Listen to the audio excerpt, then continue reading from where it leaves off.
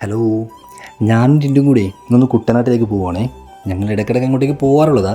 സാധാരണ ഒരു വീക്കെൻഡ് വരുമ്പോഴേ എങ്ങോട്ടേക്കെങ്കിലും ഒരു യാത്ര അത് നിർബന്ധം കേട്ടോ. അങ്ങനെ വരുമ്പോൾ ഞങ്ങൾ ആദ്യം ചൂസ് ചെയ്യുന്നത് കുട്ടനാടായിരിക്കും. കാരണം കുട്ടനാട്ടിൽ തന്നെ പല പല സ്പോട്ടുകളുണ്ടല്ലോ. ഈ കുട്ടനാടിൻ്റെ പച്ചപ്പും കായലിൻ്റെ ഓളവും അതൊരു ഒന്നാം തരം കോമ്പിനേഷൻ തന്നെയാണ്. നല്ല പിടക്കണ മീനൊക്കെ കാണാൻ പറ്റിക്കഴിഞ്ഞാൽ കാഴ്ച നല്ല കളറാകുകയും ചെയ്യുവേ. പോകുന്ന വഴിക്ക് നമ്മുടെ പുങ്ങാപ്പള്ളിയുടെ ഫ്രണ്ടിൽ നല്ലൊരു താമരക്കുളമുണ്ട്. നിറയെ താമര ഇങ്ങനെ പൂത്ത് വിടർന്ന് നിൽപ്പുണ്ടായിരുന്നു. ഞങ്ങൾ ആ കാഴ്ച കുറേ നേരം നോക്കി നിന്നിട്ടോ. ഇത് ഈ പള്ളി അറിയാവുന്നവർ ഒന്ന് കമൻറ്റ് ചെയ്യണേ. ഇതിൻ്റെ ആർക്കിടെക്ചർ എടുത്തു പറയേണ്ട ഒന്ന് തന്നെ കേട്ടോ. അതിൻ്റെ കൂട്ടത്തിൽ നല്ല ആമ്പലിൻ്റെ ആംബിയൻസും കൂടി ആകുമ്പോൾ സംഭവം നല്ല രസമായിരുന്നു കേട്ടോ നോക്കിയിരിക്കാൻ. ഞാൻ ഈ കുട്ടനാട്ടിലെ കുറച്ച് വർഷങ്ങൾക്ക് മുമ്പ് വർക്ക് ചെയ്തിട്ടുണ്ടേ. ആ ബഡായി കഥകളൊക്കെ പറഞ്ഞ് ഞങ്ങളിങ്ങനെ പോകുമായിരുന്നു. ഈ കുട്ടനാടിനൊരു പ്രത്യേകതയുണ്ട്.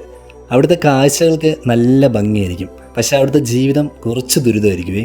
അവിടെ ജീവിക്കുന്നവർക്കറിയാം അതിൻ്റെ ബുദ്ധിമുട്ട്. ഞങ്ങൾ എപ്പോൾ പോയാലും താറാവിൻ്റെ മുട്ട മേടിക്കുന്ന ഒരു കടയുണ്ട്. അവിടുന്ന് കുറച്ച് മുട്ടയൊക്കെ മേടിച്ച് നല്ലൊരു കുട്ടനാടൻ സൺസെറ്റൊക്കെ കണ്ടിട്ട് കുട്ടനാട് ബൈ പറഞ്ഞു കേട്ടോ. അപ്പോൾ ഈ കുഞ്ഞു വീഡിയോ ഇഷ്ടപ്പെട്ടെന്ന് വിചാരിക്കുക. Okay, bye.